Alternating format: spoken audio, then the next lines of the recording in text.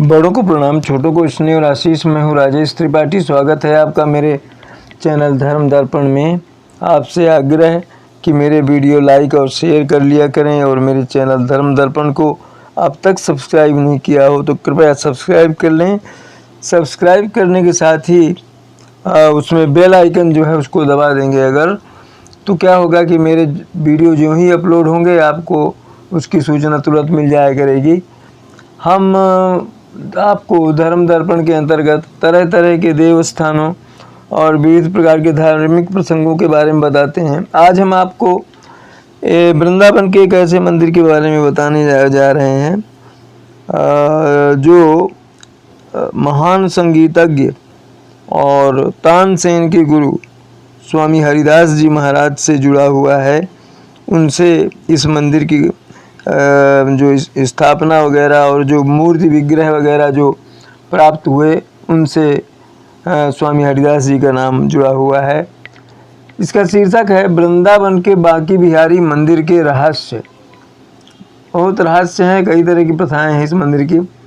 भारत के वृंदावन में कृष्ण का एक मंदिर है, बांके बिहारी मंदिर। यूँ तो लीलाधर कृष्ण की लीलाएं बड़ी ही ललित और मनोहारी हैं, लेकिन इस मंदिर के नियम और यहाँ की पूजा अद्भुत है। यहाँ बांके बिहारी जी के दर्शन भी होते हैं तो हैं, पर क्षण भर के लिए। इसके पीछे का जो कारण है उसे सुनकर भी आप आश्चर्य में पड़ जाएंगे। प्रभु की मूर्ति स्वयंभू, और वह भी उनके एक अनन्य और विख्यात भक्ति और साधना से प्रकट हुई थी। इसके अतिरिक्त भी इस मंदिर से जुड़ी कई आश्चर्यजनक घटनाएं हैं। बांके बिहारी मंदिर भारत में मथुरा जिले के वृंदावन धाम में रमण रेती पर स्थित है। ये भारत के प्राचीन और प्रसिद्ध मंदिरों में से एक है। बांके बिहारी कृष्ण का ही एक रूप है जो इस मंदिर में स्थापित है। इसका निर्माण 1864 में स्वामी हरिदास ने करवाया था। श्रीधाम वृंदावन यह एक ऐसी पावन भूमि है जिस भूमि पर आने मात्र से ही सभी पापों का नाश हो जाता है। ऐसा आखिर कौन व्यक्ति होगा जो इस पवित्र भूमि पर आना नहीं चाहेगा तथा श्री बांके बिहारी जी के दर्शन कर अपने को कृतार्थ नहीं करना चाहेगा। ये मंदिर श्री वृंदावन धाम के एक सुंदर इलाके में स्थित है। मंदिर निर्माण के शुरुआत में किसी दानदाता का धन इसमें नहीं लगाया गया। श्री हरिदास स्वामी वैष्णव थे। उनके भजन कीर्तन और प्रभु प्रेम से प्रसन्न होकर निधिवन से श्री बांके बिहारी जी प्रकट हुए थे।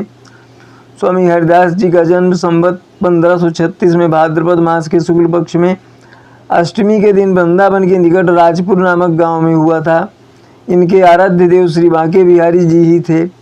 इनके पिता का नाम गंगाधर एवं माता का नाम श्रीमती चित्रा देवी था। हरिदास जी स्वामी आसुधीर देव जी के शिष्य थे। इन्हें देखते ही आसुधीर देव जी जान गए थे कि ये सखी ललिता जी के अवतार हैं। ललिता जी सखी थी राधा की और कृष्ण की, तथा राधाष्टमी के दिन भक्ति प्रदायिनी श्री राधा जी के मंगल महोत्सव का दर्शन लाभ हेतु ही यहाँ पधारे हैं। हरिदास जी को रसनिधि सखी का अवतार माना गया है। ये बचपन से ही संसार से उबे रहते थे। जब ये 25 वर्ष के हुए तब अपने गुरु जी से संन्यास की दीक्षा लेकर संसार से दूर होकर निधिवन में बिहारी जी की नित्य लीलाओं का चिंतन करने में लग गए। निधिवन में ही स्वामी हरिदास जी को बिहारी जी की मूर्ति निकालने का स्वप्नादेश हुआ था। तब उनकी आज्ञा अनुसार श्यामल श्री विग्रह को धरती के अंदर से बाहर निकाला गया। यही सुंदर मूर्ति जग में श्री बांके बिहारी जी के नाम से विख्यात हुई। यह मूर्ति मार्गशीर्ष शुक्ल की पंचमी तिथि को निकाली गई। कहते हैं कि निधिवन के विशाखा कुंड से ही स्वामी हरिदास जी ने इस मूर्ति को निकाला। प्राकट्य तिथि को बिहार पंचमी के रूप में बड़े ही उल्लास से यहाँ मनाया जाता है। युगल किशोर सरकार की मूर्ति राधा कृष्ण की संयुक्त छवि या एकीकृत छवि के कारण बांके बिहारी जी की छवि के मध्य एक अलौकिक प्रकाश की अनुभूति होती है जो बांके बिहारी जी में राधा तत्व का परिचायक है। स्वामी हरिदास जी तानसेन के गुरु थे। वे बहुत दिनों तक श्री बांके बिहारी जी निधिवन में ही सेवा करते रहे। जब मंदिर का निर्माण कार्य संपन्न हो गया तब उनको वहां लाकर स्थापित कर दिया गया। सनाढ़ वंश परंपरागत श्री कृष्ण यति जी बिहारी जी के भोग एवं अन्य सेवा व्यवस्था संभाले रहे। फिर इन्होंने संवत 1975 में हर गुलाल सेठ जी को बिहारी जी की सेवा व्यवस्था संभालने हेतु नियुक्त किया। तब इस सेठ ने कलकत्ता, रोहतक इत्यादि स्थानों पर श्री बांके बिहारी ट्रस्टों की स्थापना की। इसके अलावा अन्य भक्तों का सहयोग भी इसमें काफ़ी सहायता प्रदान कर रहा है। कालांतर में स्वामी हरिदास जी की उपासना पद्धति में परिवर्तन लाकर एक नए संप्रदाय निम्बार्क संप्रदाय थे स्वतंत्र होकर सखी भाव संप्रदाय बना। इसी पद्धति के अनुसार वृंदावन के सभी मंदिरों में सेवा एवं महोत्सव आदि मनाए जाते हैं। श्री बांके बिहारी जी मंदिर में केवल शरद पूर्णिमा के दिन ही श्री बांके बिहारी जी बंसी धारण करते हैं। केवल श्रावण तीज के दिन ही ठाकुर जी झूले पर बैठते हैं एवं जन्माष्टमी के दिन ही केवल उनकी मंगला आरती होती है, जिसके दर्शन सौभाग्यशाली व्यक्ति को ही प्राप्त होते हैं। कहते हैं कि निर्दिष्ट तिथि के अलावा कोई अन्य तिथि को मंगला करना चाहता है तो उसके लिए यहाँ एक युक्ति प्रचलित है। वो युक्ति है, जो करे मंगला वो होवे कंगला। अर्थात निर्दिष्ट तिथि से अलग अगर कोई बांके बिहारी जी की मंगला आरती करता है तो वो कंगाल हो जाता है। बांके बिहारी के चरण दर्शन केवल अक्षय तृतीया के दिन ही होते हैं। इन चरण कमलों का जो दर्शन करता है उसका तो बेड़ा ही पार हो जाता है। स्वामी हरिदास जी संगीत के प्रसिद्ध गायक एवं तानसेन के गुरु थे। एक दिन प्रातःकाल स्वामी जी देखने लगे कि उनके बिस्तर पर कोई रजाई ओढ़कर सो रहा है। ये देखकर स्वामी जी बोले, अरे मेरे बिस्तर पर कौन सो रहा है? वहाँ श्री बिहारी जी स्वयं सो रहे थे। शब्द सुनते ही बिहारी जी निकल भागे, किंतु वे अपने चूड़ा एवं बंसी बिस्तर पर रखकर चले गए। वृद्धावस्था के कारण स्वामी जी की दृष्टि कमजोर हो गई थी, उनको कुछ नज़र नहीं आया। इसके बाद श्री बांके बिहारी जी मंदिर के पुजारी ने जब मंदिर के कपाट खोले तो उन्हें श्री बांके बिहारी जी मंदिर के जो बंसी और चूड़ा जो है वो नजर नहीं आए। आश्चर्य इस बात का था कि मंदिर का दरवाजा बंद था। आश्चर्यचकित होकर पुजारी जी निधि मद में स्वामी जी के पास आए एवं स्वयं स्वामी जी को हरिदास जी को सभी बातें बताईं। स्वामी जी बोले कि प्रातःकाल कोई मेरे पलंग पर सोया हुआ था, वो जाते वक्त कुछ छोड़ गया है। तब पुजारी जी ने प्रत्यक्ष देखा कि पलंग पर बांके बिहारी जी का चूड़ा और बंसी जो है विराजमान है। इससे प्रमाणित होता है कि श्री बांके बिहारी जी रात को रास करने के लिए निधि बन जाते हैं। इसी कारण से प्रातः श्री बिहारी जी की मंगला आरती नहीं होती है। कारण रात्रि में रास करके यहाँ बिहारी जी आते हैं, अतः प्रातः शयन में बाधा डालकर उनकी आरती करना अपराध है। एक भाव यह भी है और दूसरा यह कि यहाँ बाल रूप भगवान की पूजा होती है, इसलिए सोचा यह जाता है कि सुबह सुबह मंगला आरती करने से बाल रूप भगवान की निद्रा में विघ्न पड़ेगा। ठाकुर जी के दर्शन प्रातः 9 बजे से दोपहर 12 बजे तक एवं सायं 6 बजे से रात्रि 9 बजे तक होते हैं। विशेष तिथि में समय में परिवर्तन कर दिया जाता है। श्री बांके बिहारी जी के दर्शन के संबंध में अनेकों कहानियाँ प्रचलित हैं, जिनमें से एक दो जो ऐसी हैं इस प्रकार से हैं कि एक बार एक भक्तिमती नामक महिला ने अपने पति को वृंदावन जाने के लिए राजी किया। दोनों वृंदावन आकर श्री बांके बिहारी जी के दर्शन करने लगे। कुछ दिन श्री बिहारी जी के दर्शन करने के पश्चात उसके पति ने जब घर वापस लौटने के लिए कहा तो भक्तिमती ये सोचकर कि श्री बांके बिहारी के दर्शन से वंचित होना पड़ेगा, जोर जोर से रोने लगी। घर जाकर प्रभु से दूर और संसार के बंधन में फंस जाएंगे। वो श्री बांके बिहारी जी के पास जाकर रोते रोते प्रार्थना करने लगी कि हे प्रभु, मैं घर जा रही हूँ, किंतु तुम चिरकाल मेरे ही पास निवास करना। ऐसा प्रार्थना करने के पश्चात वे दोनों रेलवे स्टेशन की ओर घोड़ा गाड़ी में बैठकर चल पड़े। उस समय श्री बांके बिहारी जी एक गोप बालक का रूप धारण कर घोड़ा गाड़ी के पीछे आकर उनको साथ ले जाने के लिए भक्तिमती से प्रार्थना करने लगे। इधर पुजारी ने मंदिर में ठाकुर जी को न देखकर उन्होंने भक्तिमती के प्रेम युक्त घटना को जान लिया एवं तत्काल वे घोड़ा गाड़ी के पीछे दौड़ पड़े। गाड़ी में बालक भी श्री बांके बिहारी जी से प्रार्थना करने लगे। दोनों में ऐसा वार्तालाप चलते समय वो बालक उनके मध्य से गायब हो गया। तब पुजारी जी मंदिर लौट कर आए तो उन्हें वहाँ फिर बांके बिहारी जी के दर्शन हुए। इधर भक्त तथा भक्तिमती श्री बांके बिहारी जी की स्वयं कृपा जानकर दोनों ने संसार को त्याग कर श्री बांके बिहारी जी के चरणों में अपना जीवन समर्पित कर दिया। ऐसे ही अनेकों कारण से बांके बिहारी जी के झलक दर्शन अर्थात झांकी दर्शन होते हैं पल भर के लिए। श्री बिहारी जी मंदिर के सामने के दरवाजे पर एक पर्दा लगा रहता है और वो पर्दा 1-2 मिनट के अंतराल पर बंद एवं खोला जाता है। और भी किंवदंती हैं। एक बार एक भक्त देखता रहा कि उसकी भक्ति के वशीभूत होकर श्री बांके बिहारी जी भाग गए। पुजारी जी ने जब मंदिर का कपाट खोला तो उन्हें श्री बांके बिहारी जी नहीं दिखाई दिए। पता चला कि वो अपने एक भक्त की गवाही देने अलीगढ़ चले गए हैं।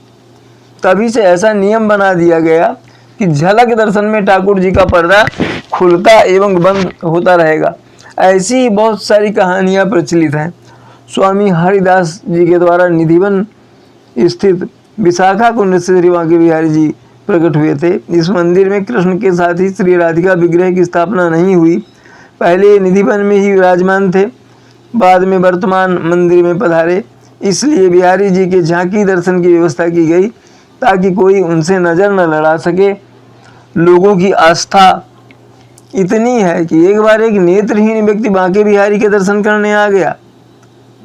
जिज्ञासा बस किसी ने पूछा, बाबा आप देखने में असमर्थ हैं, फिर भी बिहारी जी के दर्शन हेतु पधारे हैं? उन्होंने उत्तर दिया, लाला मुझे नहीं दिखता है। लाला यानी कृष्ण बांके बिहारी मुझे नहीं दिखता है, पर बिहारी जी मुझे देख रहे हैं। कुछ लोगों को मानना है कि स्वामी हरिदास जी के वंशजों ने मंदिर बनवाया था। स्वामी हरिदास जी महान संगीतज्ञ होने के साथ साथ भगवान श्री कृष्ण के अनन्य भक्त थे।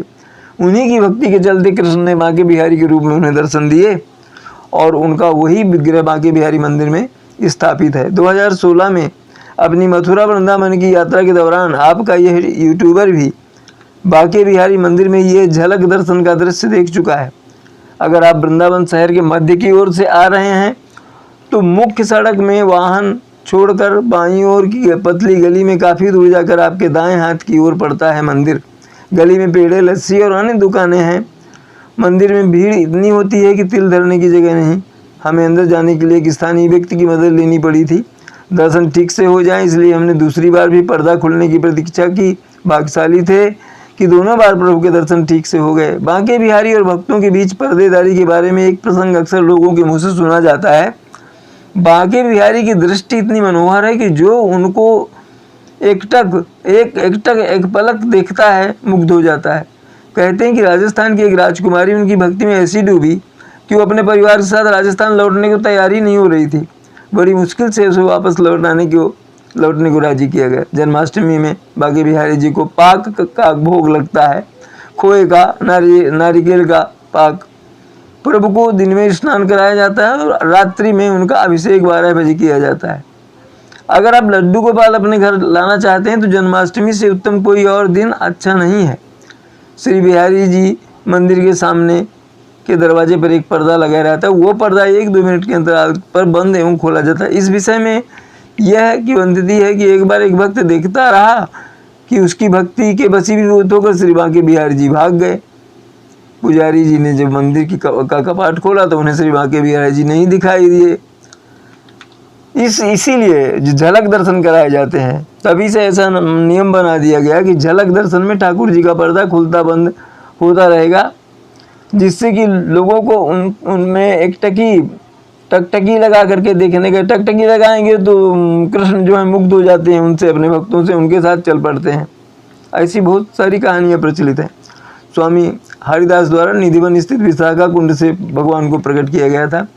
इसी निधिवन में स्वामी हरिदास जी की समाधि बनी हुई है। इस मंदिर में कृष्ण के साथ श्री राधा के विग्रह पर बांके बिहारी जी की बाईं ओर राधा जी की गद्दी विराजमान है।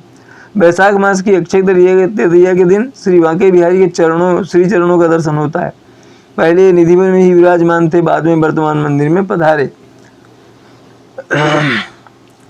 श्री बांके बिहारी जी का झांकी दर्शन विशेष रूप से होता है।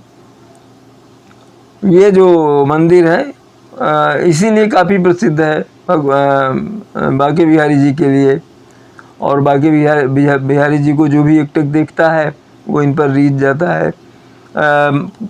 महान कवि और प्रवचनकर्ता बिंदु गोस्वामी जी, जिनके बहुत से भजन प्रचलित हैं, वो बांके बिहारी जी के अनन्य भक्त थे और उनको रोज़ एक पद सुनाया करते थे।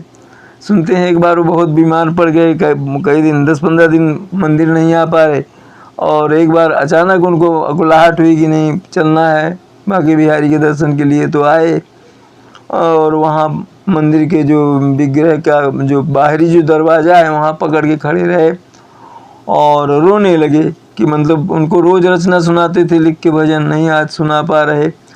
तो रोते रहे और रोते रोते थोड़ी देर में जब पलट कर चलने लगे तो कहते हैं कि किसी ने उनका चद्दर जो है पल्लू उसका एक छोर पकड़ लिया और ब्रज भाषा में कोई बच्चे की आवाज़ में बोला, आज मोए नाय सुनाए वो किचू, मैंने आज मुझको कुछ नहीं सुनाओगे। पलट कर देखा, बिंदु जी ने बाल रूप में प्रभु थे। तो ये है बांके बिहारी की लीला जो हमने आज आपको सुनाई।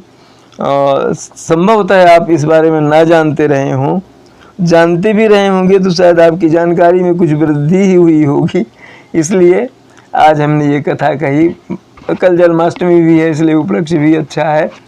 और इसी तरह दूसरे धार्मिक प्रसंगों के साथ हम आपसे अपने अगले वीडियो में मिलेंगे। हमने धर्म को इसलिए चुना क्योंकि धर्म जो है ना, धारयति स धर्मा, जो धारण करता हो आपको अपने में वही धर्म है। अधर्मो रक्षति रक्षिता, यानी अगर धर्म की रक्षा आप करेंगे तो धर्म आपकी रक्षा करेगा।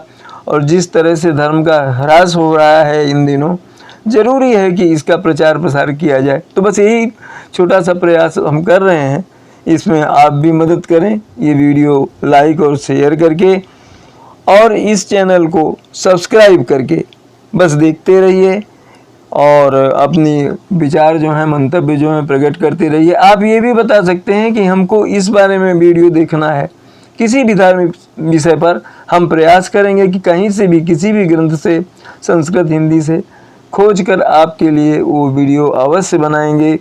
तो जुड़े रहिए धर्म दर्पण से और इसको प्रोत्साहित करते रहिए। ये आपका ही चैनल है, धर्म का चैनल है, आपका चैनल है। आज के लिए इतना ही। नमस्कार, प्रणाम।